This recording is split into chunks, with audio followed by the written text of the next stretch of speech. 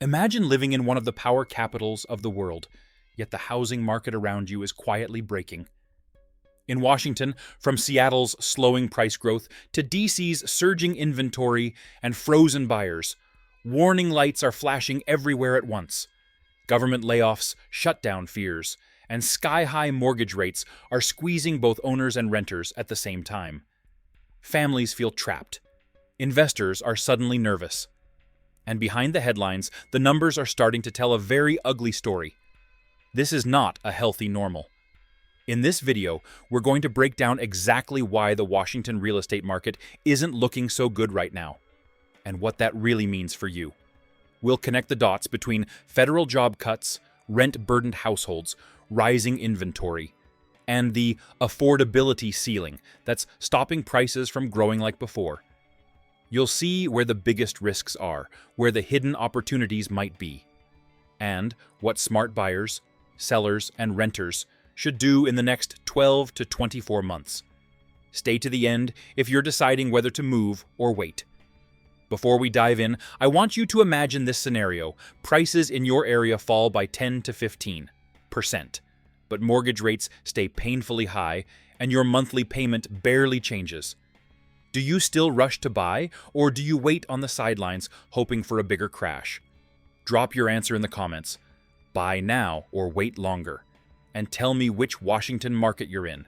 Your perspective is going to paint a real-time picture of what people are feeling on the ground. Your decision today could shape your finances for a decade. For years, Washington felt like a cheat code: strong government jobs, tech salaries, and a constant stream of new residents made real estate look untouchable. Prices just kept climbing, and anyone who bought early felt like a genius. But every boom has a ceiling, and Washington quietly hit it. When homes cost 6, 7, even 8 times the average income, even well-paid professionals start to choke. That's where we are now. Demand isn't gone, it's exhausted. Pay attention when can't-lose markets start slowing down. Here's the brutal math many Washington buyers are facing. Home prices that barely dipped, paired with mortgage payments that jumped 40 to 70% because of higher interest rates. Salaries didn't follow that same rocket path. So you've got nurses, teachers, and even mid-level tech workers looking at the numbers and saying, this just doesn't work. Renters aren't safe either. Rents eat half their paycheck. So saving for a down payment feels impossible. Affordability isn't just tight, it's broken. When the math doesn't work, your plan needs to change. Normally, more homes hitting the market is good news for buyers. In Washington, the story is messier. Sellers who need to move are listing, but many are still pricing like it's 2021. Meanwhile, buyers see higher inventory, longer days on market, and more price cuts. And they smell weakness. That creates a weird standoff. Sellers anchored to old highs, buyers waiting for bigger drops. The result? A slow freeze instead of a clean crash. In a standstill market, patience becomes a powerful negotiation tool. Think about the millions of owners sitting on tree mortgages, while today's rates hover much higher. In Washington, that golden handcuff is real. People who might have upgraded, downsized, or moved to a better neighborhood are simply staying put. They look at what their new payment would be and instantly slam the brakes. That traps supply, distorts prices, and slows the entire market cycle. Fewer normal moves means more pressure on the few homes that do list. Don't ignore how interest rates control people's decisions. When your region depends heavily on federal jobs, contractors, and policy stability, every rumor of cuts or shutdowns hits the housing market like a cold wind. In Washington-connected areas, people are asking, will my contract renew? Will my agency freeze hiring? That uncertainty makes families delay big decisions, especially buying a home. Even those who could qualify start thinking, let's wait 6 months. Demand doesn't disappear. It pauses in fear. Uncertainty in careers always spills over into real estate. For years, the story was simple. High-paying tech jobs flood into Washington-linked markets, and housing follows. Now we're seeing hiring freezes, relocations, more remote work, and a quieter bonus season. That weakens one of the strongest pillars under local prices. Some workers can live farther away or even in cheaper states, and they're taking that option. When the most mobile, best-paid buyers start drifting out, the pressure under prices weakens. Follow where the high-income buyers are actually moving. Here's the cruel twist for many Washington residents. Even if home prices soften, rents stay stubbornly high. Landlords are dealing with higher taxes, insurance, and financing costs. And they pass that pain along, so renters feel crushed, paying more each year and still not getting closer to owning. It's like running on a treadmill that keeps speeding up. In this environment, blindly waiting for a crash can backfire. Track both rent and owning costs, not just headlines about prices. Mom-and-pop landlords who bought with low rates and rising rents once felt unstoppable. Now, many face vacancies, slower tenant demand in some pockets, and bigger repair and insurance bills. If they financed with adjustable rates or short-term loans, the pressure is even worse. Some will quietly sell, some will cut rents just to keep cash flow alive, and others will hold on too long. That creates scattered, hidden discounts. Look for stressed sellers, not cheap properties on every corner. You might think, fine, I'll just buy new.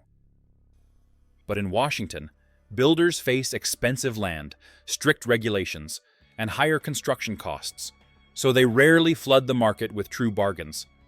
What they do offer are targeted incentives, rate buy-downs, closing cost help, or upgrades, because they'd rather bend quietly than slash prices on paper. For buyers, that's a subtle advantage if you know how to ask. Negotiate incentives, not just the sticker price on the home.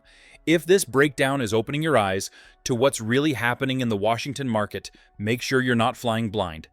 Hit subscribe and turn on notifications so you don't miss the next deep dive on housing, affordability, and where the smart money is moving next. And if you find this helpful, tap that like button. It tells the algorithm to show this to more people who are about to make huge real estate decisions. The more informed you are, the fewer regrets you'll have. One of the sneakiest risks right now is that headline prices might look flat, even while the market underneath is weakening. You'll see fewer bidding wars, more seller concessions, longer days on market, and yet the average price barely moves. That tricks casual observers into thinking everything's fine. But stable prices with falling demand and rising incentives usually mean the next move isn't up. It's a slow leak. Read the behavior in the market, not just the average price. In a shaky market, the best deals never scream from the listing photos. They show up as quiet price reductions, seller credits at closing, rate buy-downs, or repairs thrown in to save the deal. In Washington, a buyer who understands this can save tens of thousands without any dramatic crash. Meanwhile, impatient buyers who rush in at full price donate money to the market. The play isn't to panic, it's to get precise. Great deals often hide in negotiation, not in headlines. Ask yourself a hard question. If I lost my job tomorrow, what then? If your income is shaky, you have minimal savings, or you're planning to move again within 3 to 5 years, stretching to buy in a softening Washington market can turn into a trap. You'll pay high costs to get in, and even higher costs to get out if you're forced to sell. In that situation, patience isn't cowardice, it's strategy. Don't gamble your stability for the sake of owning faster. On the flip side, if your job is stable, your emergency fund is real, and you plan to stay put for at least 7 to 10 years, the current weirdness can quietly favor you. Less competition, more negotiable sellers, and builder incentives can all stack in your favor. You're not trying to nail the exact bottom. You're trying to lock in a home and a payment that works.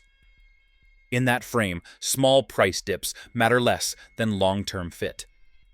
Play the long game if your foundation is strong. If you have to sell in Washington right now, pretending it's still peak mania is the fastest way to sit on the market and chase the price down. Instead, study the last 5 to 10 truly sold homes near you and price slightly ahead of the curve, not behind it. Offer credits, be flexible on close dates, fix obvious issues before buyers even ask. You're not just selling a house, you're selling certainty. In a soft market, speed and realism protect your bottom line.